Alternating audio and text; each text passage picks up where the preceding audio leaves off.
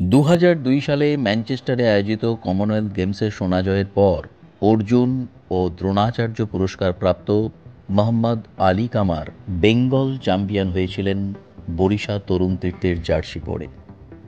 তার অন্যতম মেন্টর ছিলেন এই ক্লাবেরই বর্ষিয়ান সদস্য অমল ওরফে জগা ঘোষ, যিনি নিজেও ১০ বার বেঙ্গল চ্যাম্পিয়ন হওয়ার পর অল ইন্ডিয়া রেলের হয়ে ৩ বার স্বর্ণপদক লাভ করে ১৯৮২-তে ন্যাশনালে ব্রোঞ্জ জয়ী একজন বক্সার।